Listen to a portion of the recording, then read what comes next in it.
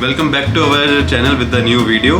कैसे हैं आप सब? उम्मीद करता हूँ आप सब बहुत अच्छे होंगे। मैं भी बहुत अच्छा हूँ। तो जब से गोवा से आया हूँ मेरे को एक वीडियो बनाने का बहुत ज़्यादा मन था कि आपको एक आइटनरी पूरी बना के दूँ 5-6 दिन के, कि कैसे आप अपनी नेक्स्ट ट्रिप अगर आपकी गोवा है तो कैसे प्लान कर सकते हैं, फ्लाइट से लेके होटल्स तक और शॉपिंग से लेके घूमने फिरने तक। सब कुछ मैं आपको यहाँ पे बताऊँगा ताकि आपको गोवा जब आप ये नेक्स्ट टाइम आप जाएँ तो आपको कोई प्रॉब्लम ना हो। तो शुरू करते हैं डे 1 से।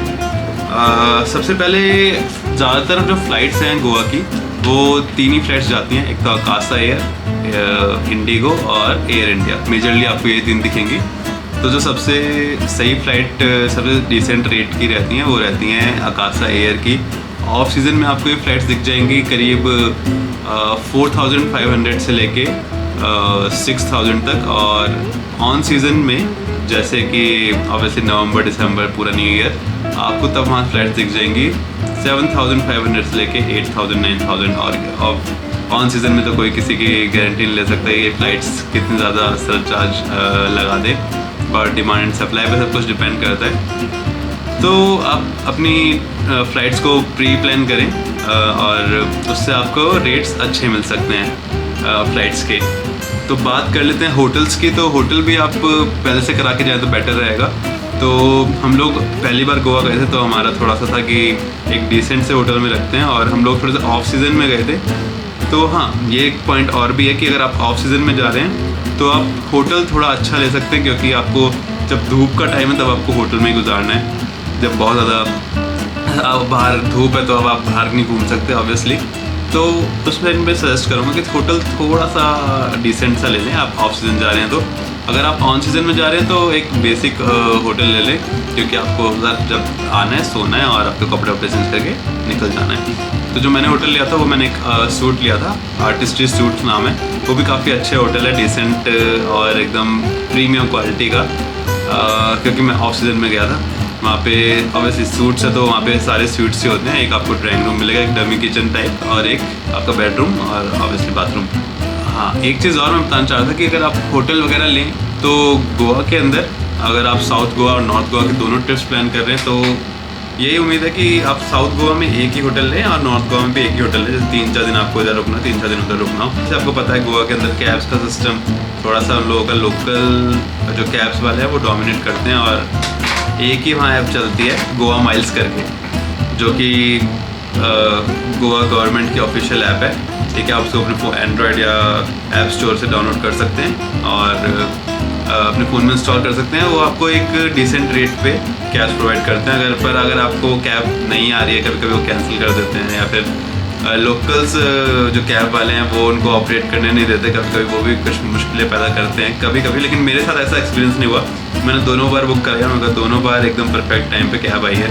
तो मैंने तो सुना है कि कभी कभी कैब नहीं आती है। So that's why just safe measure कि वहाँ पे आपको कैब का सीन्स तो पता है। अगर आप स्कूटी से घूमने वाले हैं तो ज़्यादातर होटल्स चेंज करना बड़ा हेक्टिक भी होता है यार।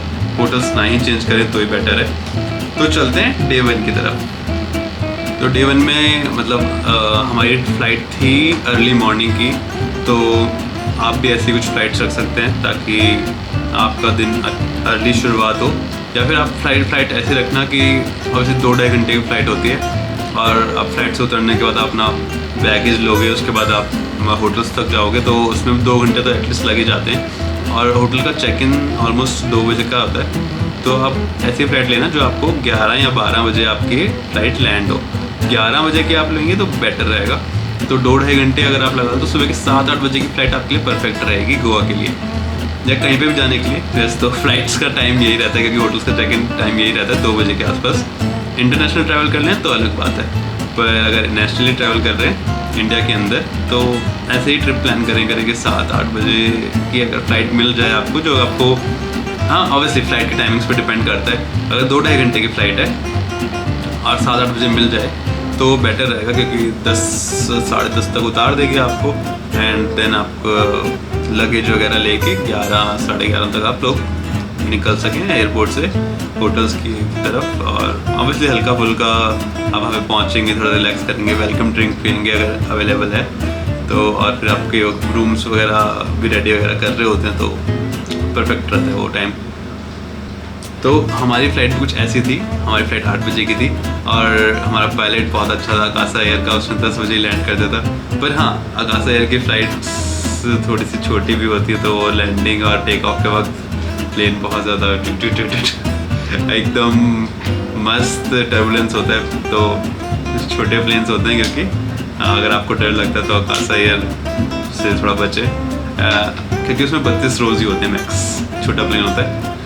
तो एयरपोर्ट के लिए आपको एक हैक बताता हूँ। एक डिजी यात्रा ऐप करके होती है, वो आप डाउनलोड कर लें फ़ोन में, और आप जब ऑनलाइन चेक इन कर लें, जैसे 48 आवर्स पहले आपका चेक इन खुल जाता है, ऑनलाइन चेक इन कर लें और उसमें बोर्डिंग पास जो है वो डिजी यात्रा ऐप पे अपलोड कर देंगे। तो आपको एयरपोर्ट में जो एंट्री की लंबी लाइंस होती हैं उससे आपको राहत मिल जाएगी। सिक्योरिटी चेक इन पे जो अंदर जाने के लिए लंबी लाइन्स होती हैं उससे आपको राहत मिल जाएगी। डिजी यात्रा की लाइन बिल्कुल अलग होती है, उसमें आपको कोई पुलिस वाला वेरिफिकेशन के लिए नहीं खड़ा होता, सब कुछ डिजिटली होता है। एक कोड होता है, आप उसको स्कैन करें और आप तुरंत अंदर जा सकते हैं विदाउट एनी लेंस। तो ये बहुत ज़्यादा अच्छा बेनिफिट है डिजी यात्रा का। तो कुछ लोग बोलेंगे कि हमको ऑनलाइन चेक इन पे हमारी मनपसंद सीट्स नहीं मिलती, या फिर सीट्स हम ऑटो असाइन कर देते हैं तो एकदम पीछे की लास्ट में टॉयलेट के पास वाले सीट्स दे देते हैं, या फिर कभी कभी अलग अलग सीट्स भी मिल जाती हैं, तो कभी कभी श्योर नहीं होते। तो इसका यही है यार, किस्मत है, या तो आप पहले से परचेज़ कर लें, या फिर आप वहाँ पे जाके एयरपोर्ट पे आप जाके उसको जब आप अपना लगेज चेक इन कर रहे होंगे तो आप उनके से रिक्वेस्ट कर सकते हैं कि आप हमारी सीट चेंज कर दें। तो मैंने भी अपने दोनों टाइम ये किया था, दिल्ली टू गोवा, गोवा टू दिल्ली। मैंने उनको बोल दिया था कि मैंने अर्ली चेक इन कर लिया था और ऑटो असाइन सीट्स किया था। हमको सीट्स बहुत पीछे की तरफ मिल गई थी दोनों बारी, पर मैंने वहाँ एयरपोर्ट पे जाके उनको रिक्वेस्ट करा था, उन्होंने हमको मिडल में सीट दे दी थी, एकदम मस्त विंडो सीट्स। तो आप ये कर सकते हैं और डिजी यात्रा ऐप का फ़ायदा उठा सकते हैं। गोवा में फर्स्ट डे के बाद लैंड होने के बाद आपका होटल पहुँचे, और अगर आप टाइम से पहुँच जाए, जैसे मैं तो पहुँच गया था करीब अराउंड 12:30 के आसपास। तो मैंने गोवा में ऑब्वियसली हम लोग 2 लोग थे, तो मैंने अपने हिसाब से ली थी स्कूटी। पर अगर आप 4 लोग हैं या फिर फैमिली जा रहे हैं तो आप कार भी रेंट कर सकते हैं, क्योंकि ऑब्वियसली वहाँ पे टैक्सीज़ का मैंने जैसे बताया इतना अच्छा सीन नहीं है, तो वहाँ पे रेंटल सिस्टम बहुत चलता है। स्कूटी अगर आप 2 जने हैं तो स्कूटी रेंट करें, और आप फैमिली जा रहे हैं तो आप कार भी रेंट कर सकते हैं। स्कूटी के चार्जेस कुछ 400 पर डे होते हैं, और कार के चार्जेस कुछ 2000 होते हैं। मैं कार रेंट नहीं की तो I am not sure what the charges. और पेट्रोल आपका ही होता है। तो मैंने पहले जाके स्कूटी वगैरह रेंट की थी। मैंने होटल वाले से पूछ लिया था, तो आपकी होटल वगैरह वाले हेल्प कर देंगे। वो स्कूटी आपके जस्ट होटल के नीचे लाके आपको वीडियो वगैरह बना लेना, कुछ स्क्रैचेस वगैरह ना हो स्कूटी पे। अगर हो तो वो बाद में आप पे ब्लेम ना कर पाएँ कि ये आपने मारा है। तो आप सिक्योरिटी वगैरह जब डिपॉजिट कर लेते हैं कभी कभी, या आपका आधार कार्ड, आपका कोई डॉक्यूमेंट डिपॉजिट कर लेते हैं, तो फिर वो बाद में आपको तंग ना करें, इसलिए आप वीडियो वगैरह बना के पहले से ही रख लें। तो स्कूटी वगैरह रेंट करने के बाद आप लोग होटल चेक इन करें, और वैसे 2 करीब बच जाएंगे इतने, या फिर आप स्कूटी रेंट करें या कार रेंट करने के बाद आप कुछ खाने पीने भी निकल सकते हैं। अपना लगेज होटल में छोड़ दें, इतने आपके रूम्स रेडी होंगे, आप कुछ खा पी के आ जाएं, और फिर आप अपना होटल चेक इन करके एक मस्त नैप ले लें। मैं तो ये बोलूँगा, क्योंकि जो एयरपोर्ट की जो थकान होती है ना, जैसे हमको 2 घंटे पहले अपनी फ़्लाइट से एयरपोर्ट पहुँचना होता है। ऑब्वियसली डिजी यात्रा से थोड़ा जल्दी चेक इन हो जाता है, पर ऑब्वियसली हम लोग रिस्क नहीं ले सकते अगर फ़्लाइट छूट जाए तो हमको 2 घंटे पहले पहुंचना होता है, और फिर उससे ट्रैवलिंग किसी का 1 घंटे दूर होता है एयरपोर्ट से घर, किसी का 2 घंटे दूर होता है। तो वो 2 घंटे प्लस 2 घंटे, फिर 2-2.5 घंटे फ़्लाइट के, ठीक है, तो 6.5 घंटे हो गए। फिर 2 घंटे फ़्लाइट से आप उतर के अपने होटल वगैरह पे आते हैं। तो इट्स ऑलमोस्ट 8.5 घंटे से आप लोग ट्रैवल कर रहे हैं, और फिर आपको लगता है कि आप डेस्टिनेशन पहुँच गए हैं और आप फिर से घूम लेंगे। तो आई एम सॉरी कि आप बहुत ज़्यादा गलती कर रहे हैं, तो थोड़ा सा आप रेस्ट लें, आप जाएं खाना पीना खा के मस्त होटल में चेक इन करके थोड़ी देर सो जाएं, एक पावर नैप ले लें, बहुत ज़रूरी होते हैं। मैं ये भी गलती केरला में भी कर चुका हूँ, इसलिए मैंने गोवा में नहीं की थी। मैंने मस्त पावर नैप लिया और उसके बाद हम शाम को घूमने निकले थे, थोड़ा आराम करके। एक पावर नैप के बाद आप निकल सकते हैं। गोवा में फर्स्ट डे थोड़ा सा लाइट ही रखें, तो आप किसी बीच जा सकते हैं। अगर आपको थोड़ी शांति पसंद है, आपको इतनी पार्टीज़ वगैरह नहीं करनी, तो सिंक्वेरियम बीच जा सकते हैं, या फिर अगर आप वहाँ पे लेट नाइट वॉक्स वगैरह कर सकते हैं बीच के किनारे। अगर आपको थोड़ी पार्टी वार्टी का शौक़ है तो आप टीटोज़ लेन वगैरह जा सकते हैं। या फिर वहाँ पे बहुत सारे क्लब्स वगैरह हैं, या बागा बीच भी जा सकते हैं। पर बीचेस का ये है एक पॉइंट कि वहाँ पे 10 बजे बिल्कुल म्यूज़िक बंद हो जाता है, तो 10 बजे के बाद नो म्यूज़िक। तो इसलिए आपको, अगर आप ऑब्वियसली आए हैं तो आपने नैप भी ले लिए, अब आप में एटर्नल रश भी है, डे 1 है, तो आप कर ले थोड़ा सा टीटोज लेन चले जाएंगे तो आपके लिए मज़ेदार हो जाएगी ट्रिप। आपको गोवा का फील आ जाएगा कि हाँ गोवा आ चुके हैं। तो टीटोज लेन का एक बार राउंड लगा लें, थोड़ा सा वहाँ खाए पिए मस्त। हम लोग गए थे कैलंगेट बीच, वहाँ पे एक लवर्स पॉइंट करके कैफ़े था, उसका खाना बहुत अच्छा था। फिर हम लोग टीटोज लेन चले गए थे थोड़ा सा घूमने के लिए, तो और हाँ बीच के किनारे वॉक भी कर रहे थे हम लोग। तो आप भी सेम कुछ ऐसा ही कर सकते हैं और अपना दिन तब एंड कर सकते हैं। लाइटें रखें, फिर नेक्स्ट डे की तरफ चलते हैं। तो डे 2 के लिए आप लोग इंतजाम से उठें, मस्त रेस्ट करें। आप हॉलीडेज़ में आए यार, कोई भागा दौड़ी नहीं है, तो रेस्ट ही करने आए ना, तो जल्दीबाजी क्या है घूमने की, थोड़ा सा इत्मीनान से उठें। अगर आपने होटल में ब्रेकफास्ट लिया तो आपको जल्दी उठ के ऑब्वियसली लेना पड़ेगा, वरना आराम से उठें और अपना ब्रेकफास्ट वगैरह करके आप लोग निकल सकते हैं अगोड़ा फोर्ट और अगोड़ा जेल म्यूज़ियम घूमने के लिए डे 2 में। साथ में आप लोग अगर आसपास और कोई जगह है तो वहाँ भी जा सकते हैं, पर वहाँ पे बहुत ज़्यादा चलना होता है अगोड़ा फोर्ट और अगोड़ा जेल म्यूज़ियम में। तो हम लोग तो बहुत थक चुके थे यही घूमने के अंदर। फिर हम लोग मस्त शाम को सिंक्वेरियम बीच गए और सनसेट एंजॉय किया, खाया पिया, और फिर हम डे 2 में हम लोग गए थे टीटोज लेन के अंदर।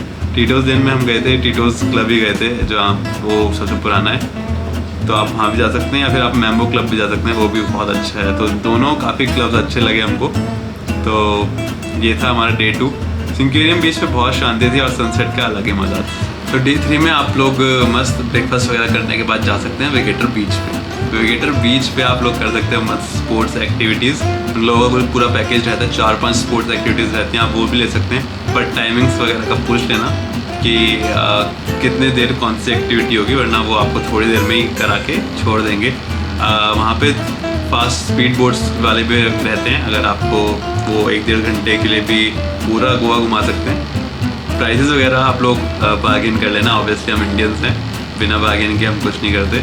तो स्पीड बोट्स वगैरह भी रहती हैं और वाटर एक्टिविटीज़ भी रहती हैं। अगर आपको इन दोनों में कुछ करना हो तो वो भी कर सकते हैं, वरना आप इन मस्त वेगेटर बीच भी इंजॉय कर सकते हैं। अच्छी बीच है, सुंदर बीच है और कोने में पड़ती है एकदम। आप जब बीच इंजॉय कर चुके हैं तो आप जा सकते हैं चपोड़ा फोर्ट, बिल्कुल जस्ट साइड में ही है, और ऑब्वियसली थोड़ा सा चढ़ना पड़ता है चपोड़ा फोर्ट के ऊपर। अगेन वॉकिंग बहुत हो जाती है, गोवा जा रहे हैं तो वॉकिंग बहुत हो जाएगी, पहले बता रहा हूँ, ठीक है। तो और चढ़ना बहुत पड़ता है, स्टेयर्स वगैरह हैं, काफ़ी थकान हो जाती है। और गर्मियों में अगर आप जाएंगे तो ओहो, पर ऊपर का जो व्यू है वर्थ इट है, और ऊपर जो हवा चल रही होती है आपकी सारी थकान दूर हो जाएगी। आपको चलते चढ़ते थकान तो बिल्कुल हो जाएगी, पर आपकी ऊपर पहुँचते सारी थकान दूर हो जाएगी। बहुत सुंदर व्यू है, बहुत मेस्मराइजिंग है। तो उसके बाद चपोड़ा फोर्ट ज़रूर जाएं वेगेटर बीच के बाद, और फिर आप जा सकते हैं वहाँ से अंजना फ्ली मार्केट और अंजना बीच। शाम को अंजना फ्ली मार्केट जाएं। आप उस दिन सनसेट तो एंजॉय नहीं कर पाएंगे क्योंकि फ्ली मार्केट ही काफ़ी बड़ी होती है, आपको शॉपिंग वगैरह करनी हो थोड़ी सी, तो आप वहाँ से मस्त शॉपिंग वगैरह कर सकते हैं। अगर आपको शॉपिंग वगैरह शॉप नहीं है तो अंजना बीच पे जाएं और मस्त सनसेट एंजॉय करें। तो हमारा डे 3 ये था। उसके बाद हम लोग आ गए थे होटल के अंदर और हम लोग रात को गए थे नोवा क्लब डे 3 के अंदर ही। बहुत अच्छा क्लब था। कोशिश करें आप सैटरडे संडे में से जाएं क्योंकि वहाँ पे ज़्यादा एक्टिविटीज़ रहती है सैटरडे संडे को। बैले डांसर्स और बॉयज़ का बैले डांस होता है और अलग अलग परफॉर्मेंसेस वगैरह रहती हैं। खाना वगैरह भी अच्छा था। क्लब काफ़ी अच्छा है नोवा। नोवा के जैसे और भी क्लब हैं, हम लोग नोवा गए थे तो हम लोग नोवा रिकमेंड करेंगे क्योंकि हमको पसंद आया था। यहाँ पे फिर हम लोग आते आते हमको बच गए थे, लेट नाइट ही हो गया था ऑब्वियसली, 3-4 ऐसे कुछ बच गए थे। उसके बाद हम आगे सो गए थे